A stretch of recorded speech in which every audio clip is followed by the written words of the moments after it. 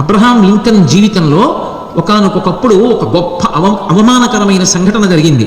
ఆయన అమెరికా అధ్యక్షుడయ్యాడు. ధనవంతుల్ని పారిశ్రామికవేత్తల్ని కూర్చోబెట్టి సమావేశాన్ని నిర్వహించి అధ్యక్షోపన్యాసం చేస్తున్నాడు. అమెరికా అధ్యక్ష పదవి అంటే అంత సామాన్యమైన పదవి కాదు. దేశంలో పెట్టుబడులు పెంచడానికి వాళ్ళని ఉద్దేశించి ప్రసంగిస్తున్నాడు. అసూయ అనేటటువంటి దిక్కుమాలిన గుణం కొంతమంది యందు ఉంటుంది. దాని గురించి మనం బెంగపెట్టుకోకూడదు. తాను వృద్ధిలోకి రాలేడు, అవతల వారు ఎలా వృద్ధిలోకి వచ్చారో చూసి నేర్చుకోలేడు, కానీ అవతల వారిని బాధ పెట్టే ప్రయత్నం చేస్తుంటారు. అటువంటి దుష్ట స్వభావం మనిషి పెంచుకోకూడదు. అబ్రహాం లింకన్ దేశాధ్యక్షుడు అయ్యాడని ఆయనని బాధ పెట్టాలని ఒక ఐశ్వర్యవంతుడు ఆయన మాట్లాడుతుండగా లేచి నిలబడి కాలికున్న బూటి విప్పి ఎత్తి పట్టుకుని అన్నాడు, లింకన్, నువ్వేదో పెద్ద గొప్పవాడిని అనుకుంటున్నావు, దేశాధ్యక్షుడిని అనుకుంటున్నావు.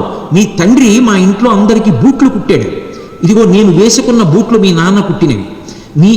నాకే కాదు, ఈ సభలో ఉన్న ఎందరో ఐశ్వర్యవంతుల యొక్క బూట్లు మీ తండ్రి కుట్టాడు. నువ్వు ఒక చెప్పులు కుట్టేటటువంటి వాడి కొడుకువి. ఆ విషయం గుర్తుపెట్టుకో. అదృష్టం కలిసి అధ్యక్షుడు అయ్యావు. ఇవాళ మమ్మల్ని ఉద్దేశించి ప్రసంగిస్తున్నావు అన్నాడు. ఒక్క క్షణం నిర్లిప్తుడైపోయారు అబ్రహాం లింకన్.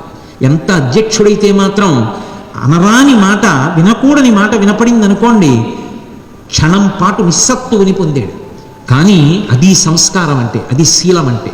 అవతలవాడు ఒక మాట అంటే ఆయన తలుచుకుంటే వెంటనే పోలీసుల్ని పిలిచి అరెస్ట్ చేయించవచ్చు. కానీ ఆయన అలా అనలేదు. ఒక్క క్షణం తేరుకుని 2 చేతులు ఎత్తి నమస్కారం చేశాడు. చేసి, ఇంత పవిత్రమైన సభలో, దేశాధ్యక్షుడిగా నేను ఐశ్వర్యవంతులను ఉద్దేశించి ప్రసంగిస్తున్న సభలో నా తండ్రిని గుర్తు చేసిన మీకు నా హృదయపూర్వక ధన్యవాదాలు. నిజమే, నా తండ్రి బూట్లు కుట్టిన మాట వాస్తవం. మీ ఇంట్లో బూట్లు కుట్టారు, మీ ఇంట్లో వారికి కుట్టారు, ఈ సభలో ఎందరికో కుట్టారు. నా తండ్రి తన వృత్తిని దైవంగా స్వీకరించి చేసినవాడు. అటువంటి తండ్రికి కొడుకుగా పుట్టినందుకు నేను గర్వపడుతున్నాను.